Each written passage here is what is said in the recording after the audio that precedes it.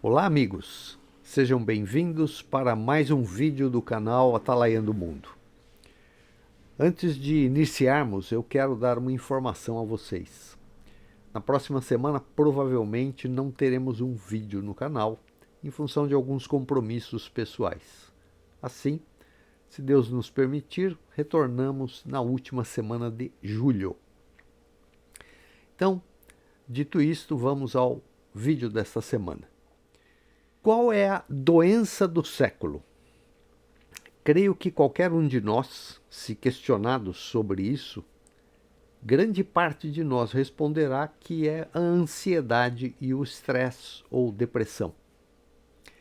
Segundo um relatório das Nações Unidas de setembro de 2025, estima-se que mais de 1 bilhão de pessoas, com B de bola, 1 bilhão de pessoas no mundo vivem com algum tipo de transtorno mental, sendo que a ansiedade e depressão é o transtorno mental mais recorrente. Levando-se em conta que o mundo em que vivemos, o que ele mais nos oferece são motivos para estarmos ansiosos, né? A insegurança, a violência, o desemprego, fome, doenças, isto gera ansiedade, não nos espanta ouvir isto. Além disso, a humanidade passou por uma pandemia recente que gerou, graças à imprensa e aos arautos do catastrofismo, um medo nas pessoas que muitas delas ainda hoje sentem os efeitos do que vivemos naquela época.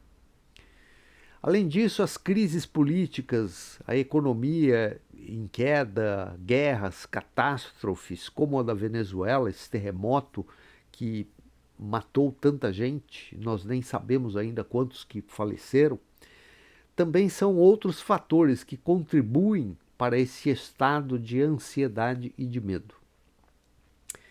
Muitos de nós tentam fazer algumas atividades que reconhecidamente ajudam a combater os efeitos da ansiedade e depressão, tais como exercícios físicos, reuniões informais com amigos para um bate-papo, trabalho voluntário, meditação e etc.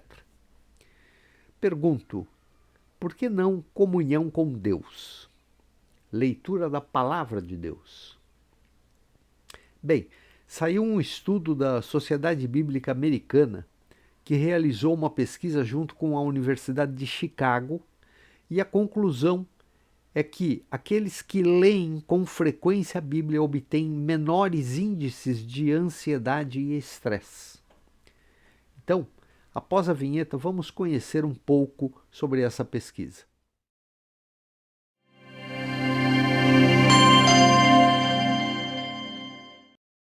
Então, a reportagem que eu quero compartilhar hoje também está no Guia-me, saiu no Guia-me e ela fala sobre um estudo que revela que ler a Bíblia é um cuidado pessoal melhor do que se exercitar. Levantamento da Sociedade Bíblica Americana relacionou o hábito de ler as Escrituras a menores níveis de estresse, ansiedade e solidão, além de maior esperança. A fonte o Guia-me, eles conseguiram as informações na CBN News e foi publicado no dia 16 de julho, que é hoje. É uma matéria recente. E tem uma foto, então, ilustrativa, né, de uma pessoa lendo aqui a Bíblia. A legenda da foto diz que leitores frequentes da Bíblia apresentaram mais esperança e menos estresse. Para quem é cristão e está habituado a ler a Bíblia, não há novidade nenhuma, né?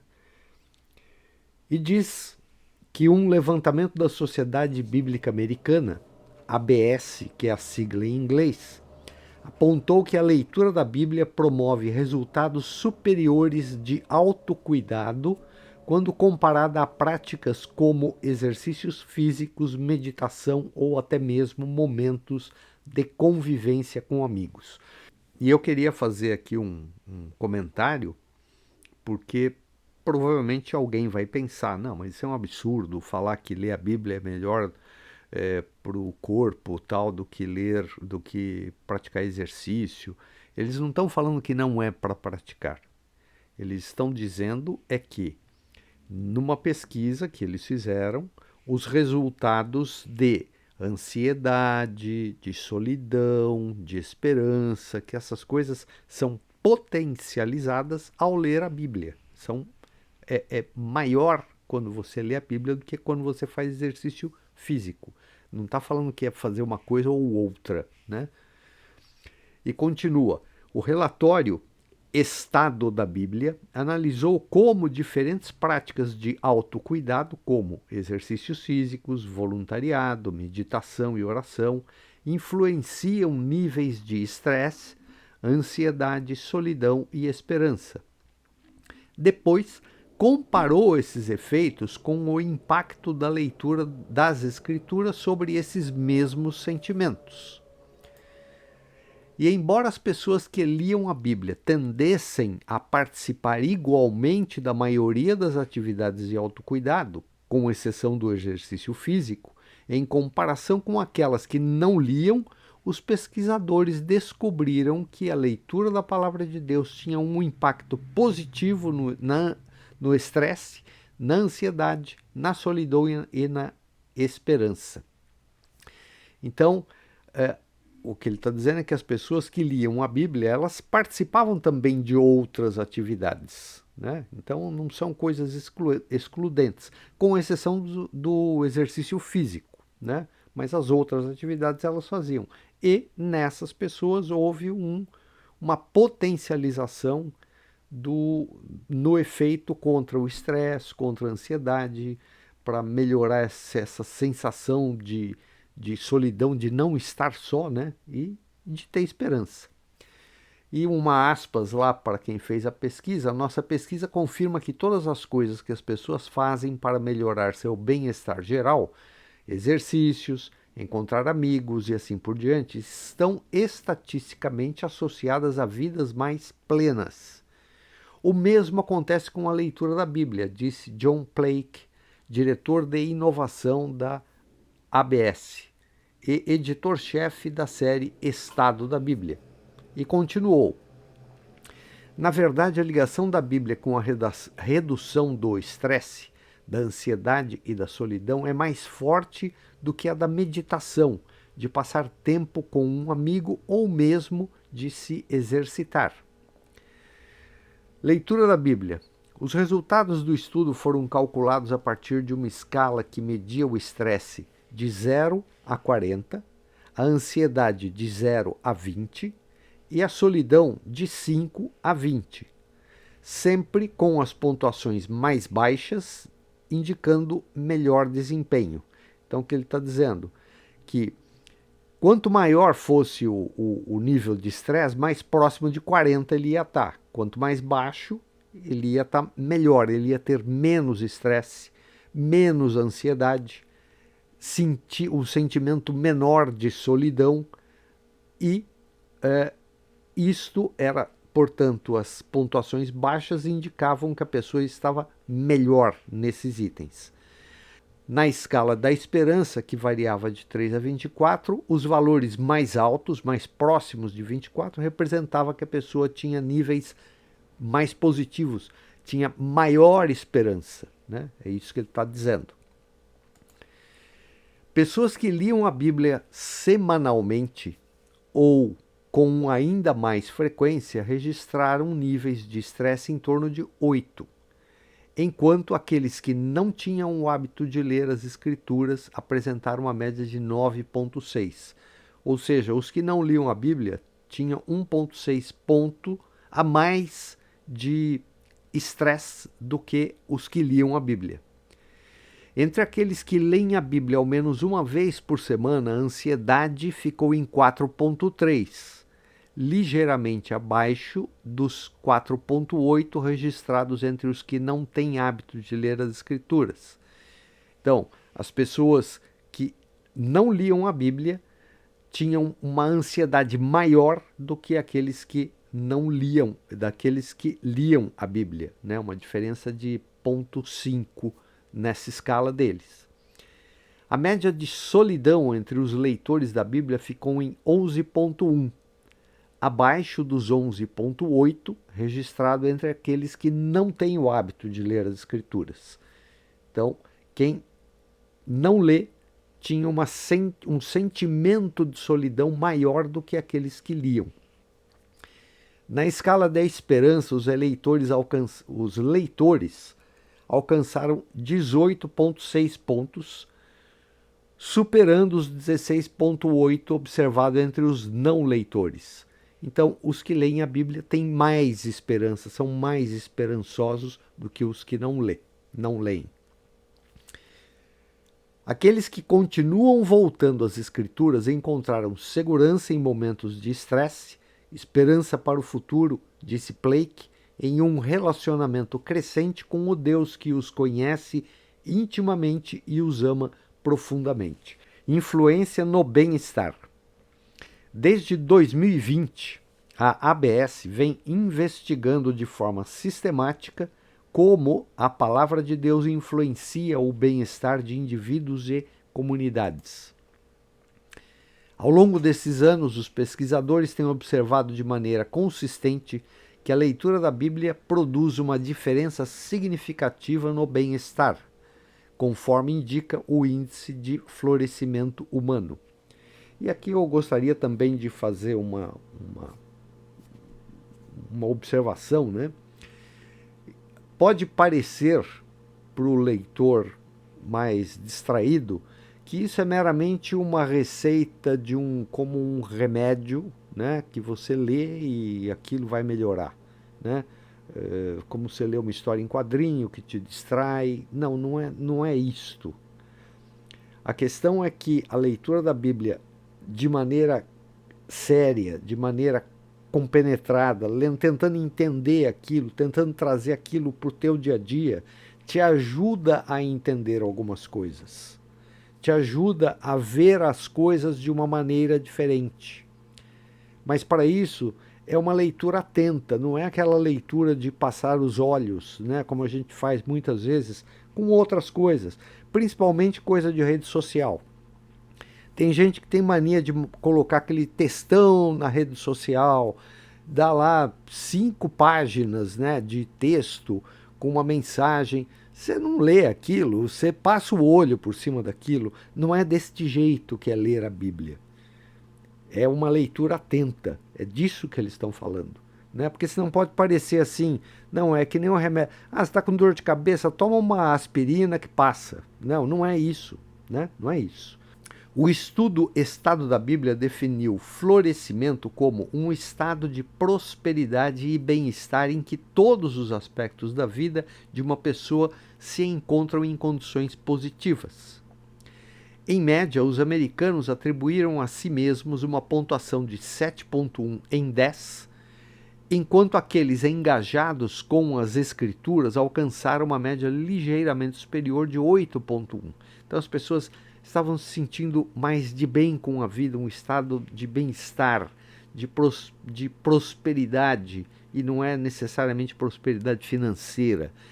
É você se sentir próspero, as coisas estão caminhando, eu embora tenha problemas, eu enxergo a solução lá na frente, eu confio, eu tenho esperança, né? É disso que ele está falando. Então aqueles que não leem tinham uma pontuação de 7,1, enquanto os que estavam mais engajados nisso alcançaram uma média um pouco superior, 8,1. E aqui ele está falando de pessoas que leem uma vez por semana a Bíblia, que é pouco.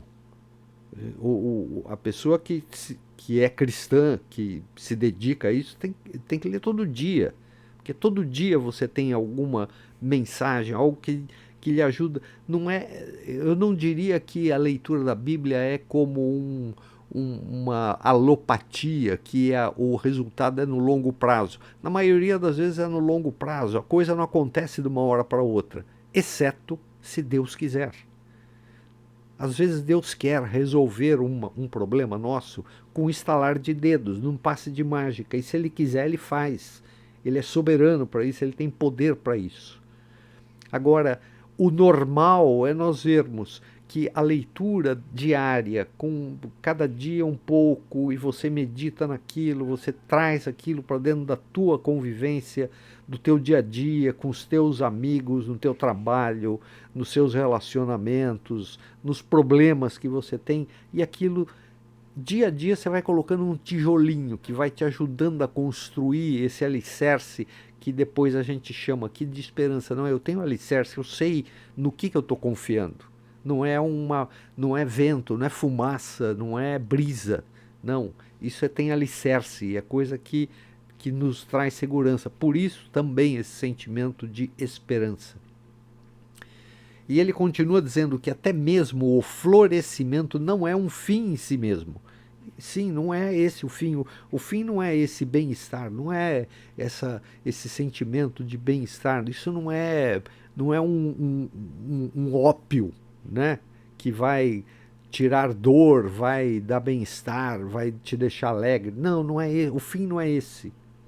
O fim é você ver sentido naquilo que você está fazendo. Sentido na sua vida. Qual é o sentido? Para que eu estou fazendo tudo isso? Qual é o objetivo? Se eu vou morrer depois? Agora, se você pensa em você mesmo, no enfoque da eternidade, faz todo sentido. A coisa muda de figura. Eu penso assim, quantas coisas eu gostaria de fazer nesse mundo que eu olho e falo, eu não vou ter tempo para fazer tudo isso. Eu olho, eu gostaria de ter estudado mais música, eu gostaria de ter estudado mais outras matérias, inclusive de ciências, e eu olho, eu tenho tantas prioridades na vida, eu falo, eu não vou ter tempo nesta vida de ver tudo isso. Agora, se eu penso em mim numa perspectiva de eternidade, eu imagino assim, tudo isso que eu não consigo fazer aqui agora, eu vou conseguir fazer depois. Eu vou ter tempo para isso, porque eu tenho uma eternidade. E é isto que é esta visão de estar junto a Deus. É de poder ir consultar o próprio Criador para saber, Senhor, eu não entendo isso daqui, como é que eu compreendo isso, como é que eu lido com essa situação. Esta é a visão da eternidade, né? Portanto, esse florescimento aqui nessa vida não é esse, o fim não é esse, né? O fim é eu conseguir me entender na perspectiva eterna. É esse que é o grande, pelo menos eu vejo dessa forma, como a grande questão. É eu ver menos na finitude do tempo de vida que cada um de nós tem, que é pequeno, passa rápido, e você deixa de lado tantas coisas importantes porque você tem outras prioridades, e em determinados momentos você fala, puxa, se eu tivesse me dedicado àquilo, hoje eu teria uma visão diferente, ou teria feito algo diferente. Agora se coloque na perspectiva de eternidade. Tudo isso muda. A forma de você encarar isto muda. Inclusive os teus problemas mudam. A visão, a compreensão desses problemas. E diz, é uma bênção que Deus nos concede quando confiamos nele e caminhamos com ele. As Escrituras frequentemente nos lembram que nossa conexão com Deus traz vida abundante, grande alegria, paz que excede todo entendimento, ricas bênçãos e até mesmo florescimento. Universidade de Chicago. Os pesquisadores da ABS conduziram uma pesquisa de representatividade nacional por meio da NORC da Universidade de Chicago, utilizando o painel AmeriSpeak. O levantamento reuniu 2.656 respostas de adultos americanos em todos os 50 estados e no Distrito de Colômbia em 2025. O Distrito de Colômbia é a capital, né, dos Estados Unidos, é Washington, que é Washington DC, que é Distrito de Colômbia. De modo geral, os pesquisadores destacam a leitura da Bíblia como uma prática de autocuidado comprovadamente benéfica. Como elemento fundamental do cuidado da alma, a Bíblia nos abre para uma interação transformadora um relacionamento com Deus. Fecha aspas, escreveram os pesquisadores. Então esse era o artigo que eu queria compartilhar com vocês, e que isso seja uma bênção na vida daqueles que se interessam, que assistirem, que isso possa ajudar a todos nós.